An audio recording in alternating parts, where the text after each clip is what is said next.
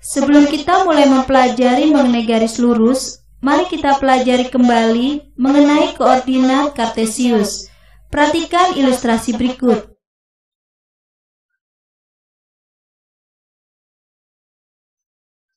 Bagaimana aku bisa menuju taman tempat kita bertemu?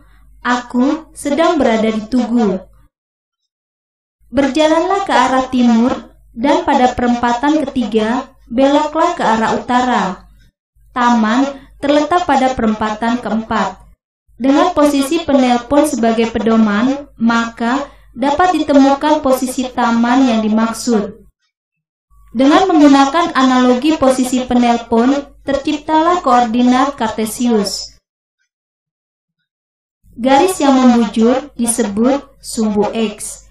Garis yang melintang disebut sumbu Y. Sumbu X dan sumbu Y berpotongan tegak lurus. Jarak titik terhadap sumbu Y disebut X atau apsis. Jarak titik terhadap sumbu X disebut Y atau ordinat. Sebuah titik ditentukan oleh apsis dan ordinatnya. Koordinat Kartesius merupakan suatu cara untuk menyatakan posisi titik yang dinyatakan dalam pasangan terurut X, Y.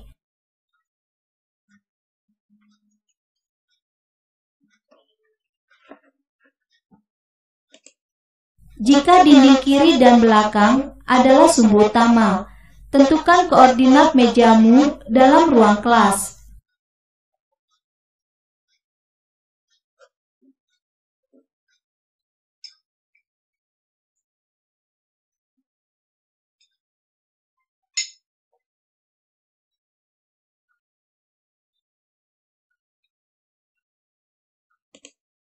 Contoh koordinat pada catur.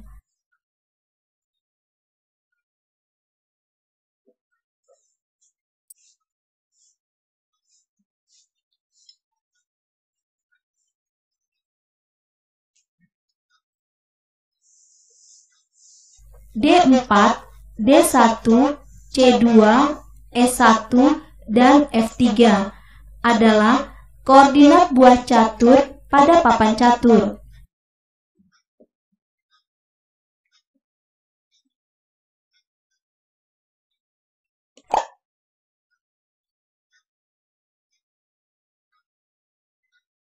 Pada tahun 1637, seorang matematikawan dari Prancis yang bernama René Descartes memperkenalkan idenya kepada dunia. Ia memperkenalkan cara menentukan posisi sebuah titik atau benda pada sebuah bidang dengan menggunakan dua garis yang berpotongan sebagai panduan. Ide ini diperkenalkan dalam dua tulisannya, Discourse on Method dan La Geometrie, dan yang menyebutkannya sebagai koordinat Kartesius. Nama itu diambil dari nama René Descartes dalam bahasa Yunani yaitu Renatus Cartesius.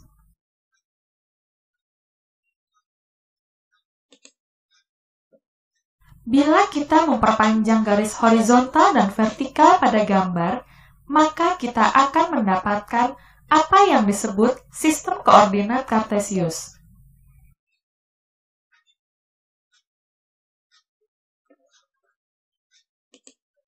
Garis horizontal pada sistem koordinat Kartesius disebut sumbu apsis atau sumbu X. Sedangkan garis vertikalnya disebut sumbu ordinat atau sumbu Y. Perpotongan kedua sumbu koordinat disebut titik asal atau titik 0,0.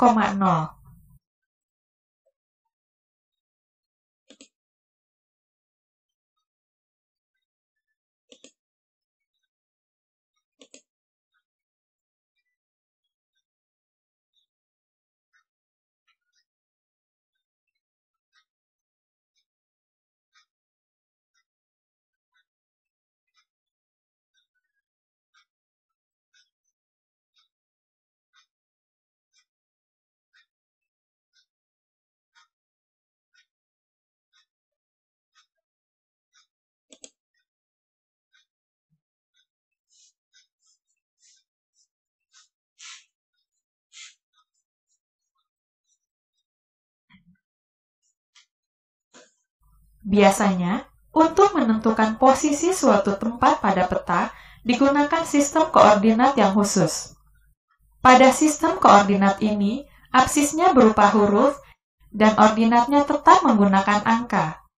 Misal, kantor pemerintahan berada pada koordinat G8, yang berarti dapat dilihat pada absis G dan ordinat 8.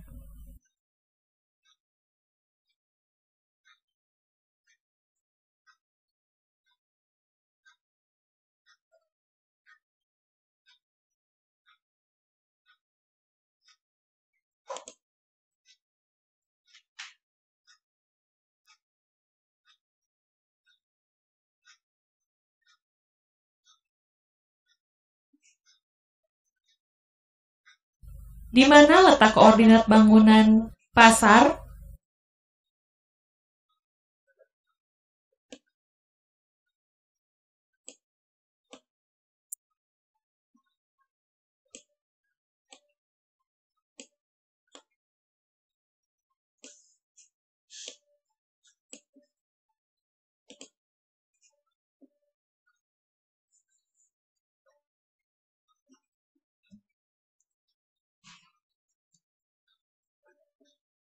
Benar!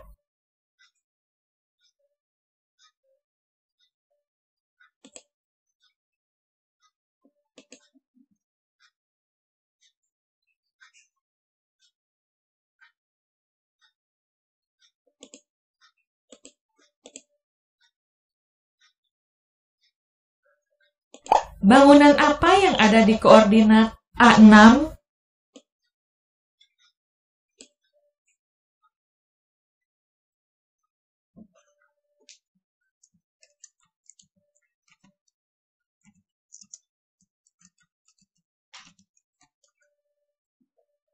Benar!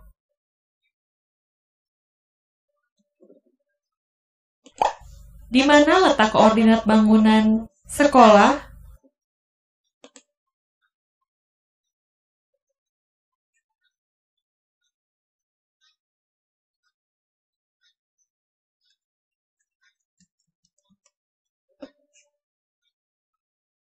Benar!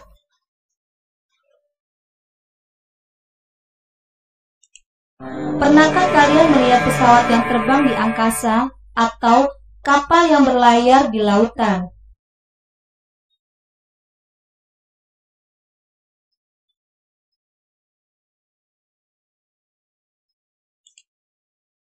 Jalan yang mereka lalui tidak memiliki batas, tapi apa yang terjadi bila mereka berjalan sesuai kemauan mereka sendiri? Untuk menghindari tabrakan, pesawat terbang atau kapal laut memiliki aturan yang sama satu lain untuk menentukan arah tujuan. Tentunya, kalian kenal dengan peta mata angin, utara, timur laut, timur, tenggara, selatan, barat daya, barat, barat laut. Aturan yang dipakai disebut sebagai jurusan 3 angka atau GTA. Aturan ini dipakai untuk menentukan arah suatu tempat dilihat dari satu titik tertentu dengan memakai arah utara atau 000 derajat sebagai penjuru, kemudian berputar searah jarum jam.